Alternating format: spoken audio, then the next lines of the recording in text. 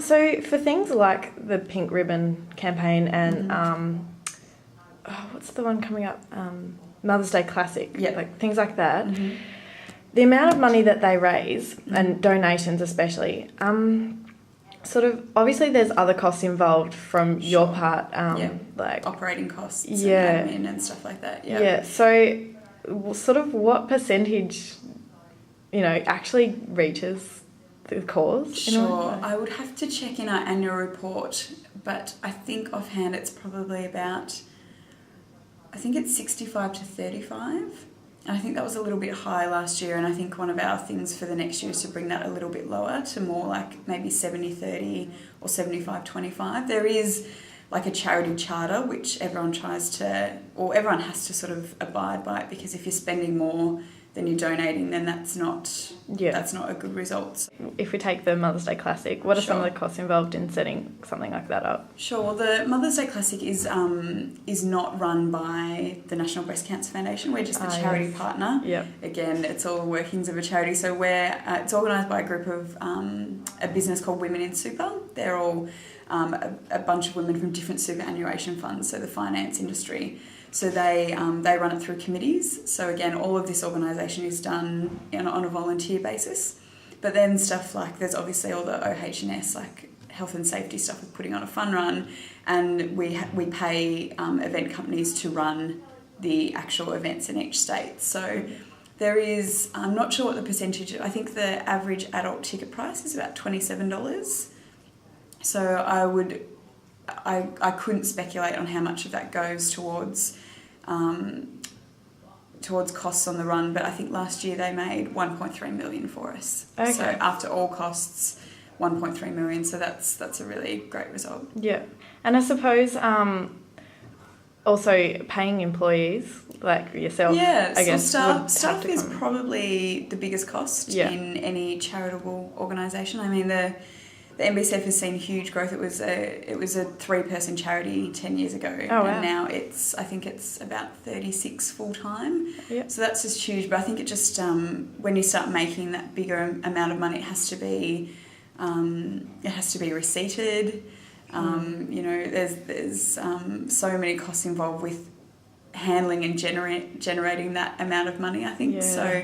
So I think we saw last year with the global financial crisis, there was always a story in the paper of, Starlight have had to cut 20 jobs. And so when you're in times of growth with a charity, you need more and more staff to process the money and make more of it. But when it gets quiet, you're left with extra staff. So it's really a balancing act, I think, with charities. And I think the National Breast Cancer Foundation has done a very good job in balancing that. Having said that, though, we did have to go through redundancies sort of last year as well.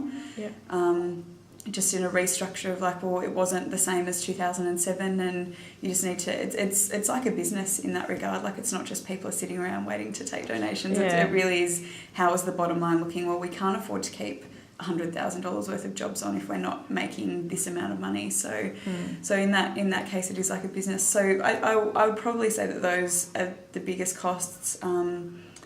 Then you've got stuff like premises, but our main office, we've only got the one office in Sydney where you're interviewing me now, where we have the space donated for our 3 staff. So this company, Mirvac, gives us, pays for our internet, our phone, our printing, all that sort of stuff. Yeah, it's really nice. Cool. Yeah. And you find in a charity that you just ask for everything for free. So if you're getting you can negotiate a lot stronger position. For stuff like printing and hiring AVs and stuff like that, you're always like, what's your charity rate? Or, how can you do a special deal for us? So we're always making deals and looking for the cheapest but still the best way to do it as well. Yeah. So we're pretty resourceful, I think. I think that's one of the main things that you have to be in a charity, is resourceful. In terms of working with other organisations like the Cancer Council. Yeah. And perhaps, do you work with the Breast and Ovarian Cancer? National Breast and Ovarian Cancer Centre, yep. Yeah. And there's Breast Cancer Network Australia as well. They're probably the main ones. Yeah. So, sort of, do you think it would be better if we all got together? If you all got together, because then Sure. you might have less staff and less costs. Sure. I think that's something that has probably been floated over the years in boardrooms around the place, but it's breast cancers and all diseases, they're such big beasts, we all do a very segmented piece. I don't know if you could find, the Cancer Council on its own is huge. That's, I think, a couple of hundred people. Breast Cancer Network is probably a small organisation like ours, of probably about 35. National Breast and Ovarian Cancer Centre, I'm not sure what the size of that is either.